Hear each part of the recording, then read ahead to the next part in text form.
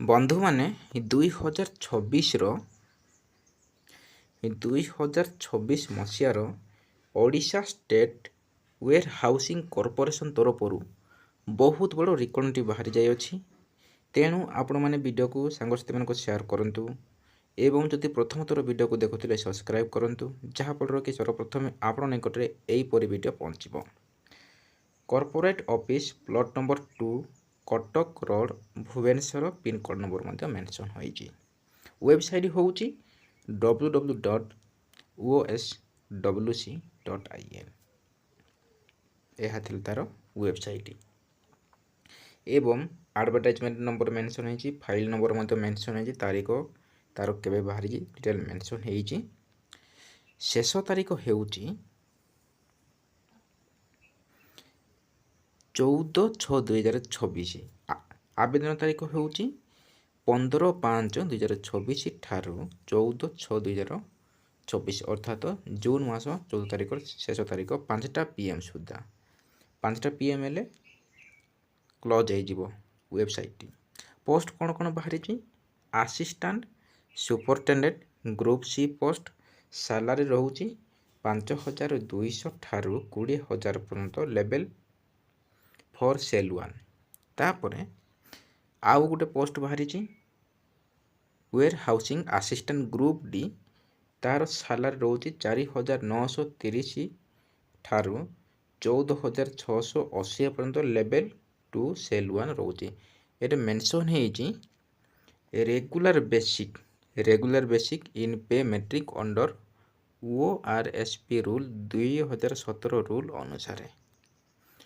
तेणु आपण मैंने जानीपारे यहाँ हूँ OSWC तरफ पोस्ट आसी जाए। जो मैंने ओडिशा चाकरी करने इच्छुक यहाँ बहुत सुवर्ण सुजोग अटे। तेणु आपण मैंने सांगसाथी मान शेयर करूँ। प्रथम पोस्ट आमर कौन थिला असिस्टेंट सुपरटेंडेंट 11टी पोस्ट होची सही भितर 3टी होची वोमेन्स मान को पई। सेकेंड पोस्ट होची वेयर हाउस असिस्टेंट 19टी पोस्ट सही 19टी भितर 6टी होची वोमेन्स मान को पई। टोटल पोस्ट होची 30टी। ए 30टी भितर 9टी होची वोमेन्स मान को पई। तेणु आपन डिटेल जानी पारले। एबे देखिबा एज क्राइटेरिया 21 वर्ष जदि आपण माने 1 एप्रिल 2026 जदि 21 वर्ष हेउथिबो ताले आपण माने आवेदन करि पारिबे। मिनिमम बयस 21 मैक्सिमम बयस होउची 42 अछि एवं एज रो मध्य रिलैक्सेशन अछि। एबे देखिबा एजुकेशनल क्वालिफिकेशन जदि आपण माने असिस्टेंट सुपरटेंडेंट पई जदि पकेबे ताले आपण माने योग्यता कौन जदि आपण माने मास्टर ऑफ बिजनेस एडमिनिस्ट्रेशन जदि करथिबे स्पेशलाइजेशन इन जदि करथिल ताले आपण माने पकई पारिबे एवं मार्केटिंग मैनेजमेंट करथिले मते पकई पारिबे एवं 60% दरकार। और जदि आपण माने bachelor of science in agriculture botany honours zoology honours chemistry honours from recognised university with a minimum 60% थिबा दरकार। एवं आपणकर कंप्यूटर नॉलेज मध्य थिबा दरकार। Computer knowledge Excel Word internet etcetera किछि आपण जानि थिबा दरकार। सेकेंड पोस्ट अछि हमर warehouse assistant any graduate in knowledge in computer जदि आपण माने एई पोस्ट पई +3 जदि पास करथिबे ताले आपण माने आवेदन करि पारिबे। जे कोनसी आर्ट्स हो किंबा साइंस हो किंबा कॉमर्स हो जहाँ भी जगह जदि आपण +3 जदि पास करथिबे ताले आपण माने एई पोस्ट को आवेदन करि पारिबे। एवं तत्संगे आपणकर कंप्यूटर नॉलेज टिके थिबा दरकार। आपण PGDCA कि ADCA DCA जहाँ भी आपण कोर्स करथिबा दरकार। सर्टिफिकेट किछि मांगुनी किंतु कंप्यूटर नॉलेज थिबा दरकार बोली कि कहिछि।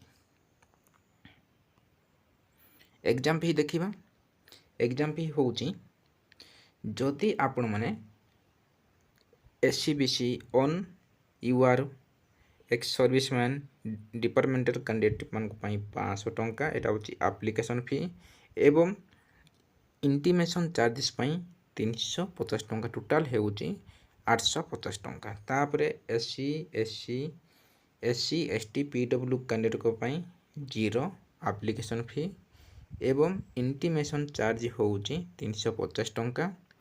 तापरे टोटाल हो 350। मेथड ऑफ सिलेक्शन आपण माने केमिति सिलेक्शन हेबे। प्रथमे आपणकर the selection of candidate requirement post of assistant superintendent and warehouse assistant shall be through the computer based test CBT होबो to be conduct recruiting agency on behalf OSWC followed by document verification of detailed plan of examination and syllabus available the long advertisement। यही सिलेबसटा माने long जेतेबेले advertisement लंबा आसीबो आपण मानको मु जणेबी। तेणु आपण माने वीडियो सब्सक्राइब करथिले ही आपण माने पाई परिबे तारो सिलेबसटी। तापरे नेक्स्ट देखिबा डेट ऑफ एग्जाम जुलाई मासरे मे भी हेई पारे जुलाई मासरे सेटा किंतु एडमिट कार्ड रे आसीबो। वेबसाइट मु बारंबार कहूचे रही तार होची वेबसाइट। आपण माने केमिति आवेदन करिवे प्रथमे एई वेबसाइट को ओपन करिवे क्रोम किंबा गूगल को जहाँ कि फायरफॉक्स जो जगह जाके आपण माने एई वेबसाइट मारिबे बा कॉपी करिके मध्य पेस्ट करि पारिबे। एहा थिला गोटे OSWC तरफ।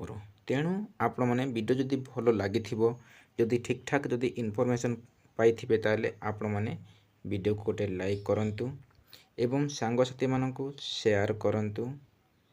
जदि प्रथम थर वीडियो को देखुथिले सब्सक्राइब करंतु। रहिली थैंक यू। नेक्स्ट वीडियो रे देखावा एई परी रिक्वायरमेंट नोटिफिकेशन वीडियो।